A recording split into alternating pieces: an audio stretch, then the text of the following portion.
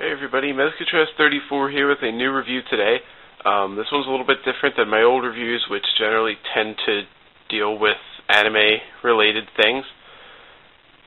It's a review of a Madball, which are, to clue you in on the history a little bit, they're basically just balls that look like gross or scary monster-type things, and they were created in '86 to capitalize on the gross out trend, which had kind of been started by the Garbage Pail Kids.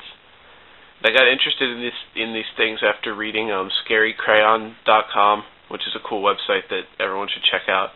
I got 3 of them the other day, and these aren't the vintage ones. These are the ones from the resurgence in 2007 that did not go over as well as the original Madballs, which had a cartoon and multiple toys and stuff. These basically just had 2 series and then they were done.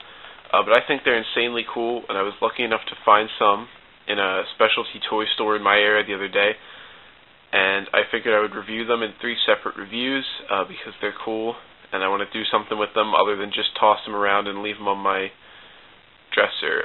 So this first one that I got, I already ripped them open, but I repackaged them for the purposes of the review, so that's why this is clearly already open. I lost the name card for this one, but this is Hornhead. He's kind of like a Cyclops.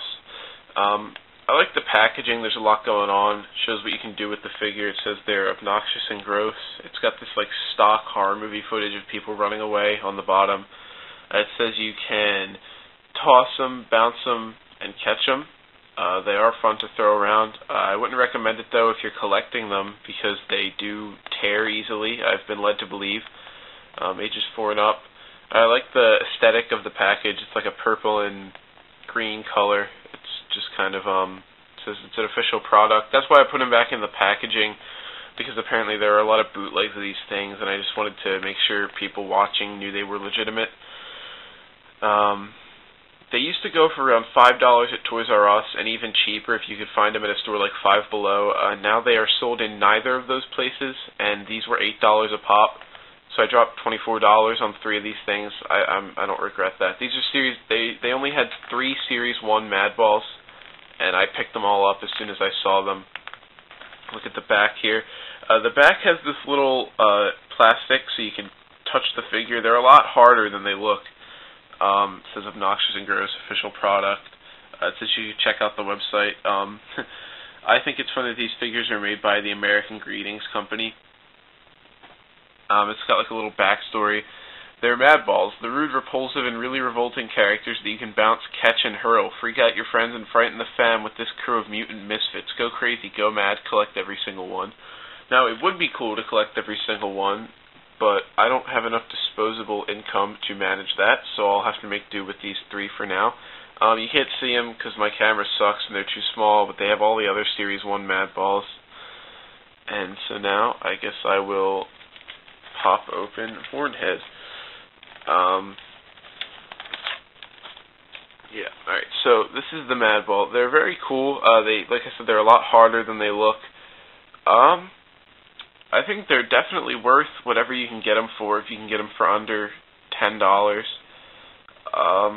They've got a lot of, the older Madballs, a lot of these newer ones were just older ones that they updated the designs of. And I'll show you a picture of what the old Hornhead looked like, because there are some differences between the old one and this one. Now, here's the old one.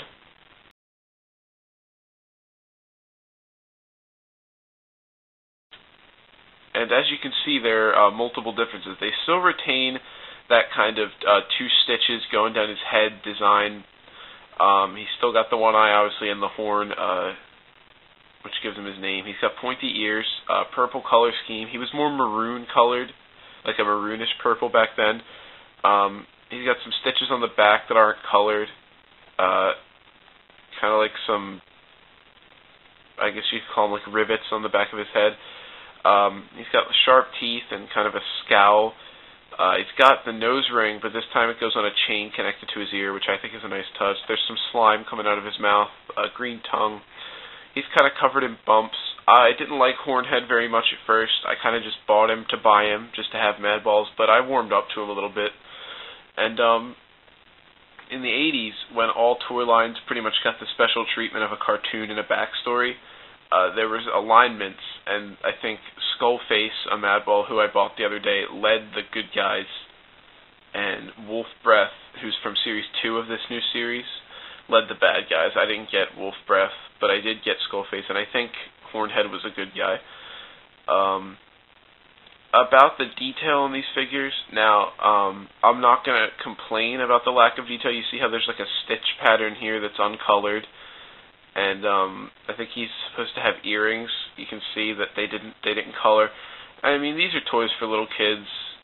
They've become big with collectors, so I don't mind the fact that they're not insanely detailed, because they're detailed enough. They have enough going on. They detailed the fronts, which is all you're really going to be seeing anyway.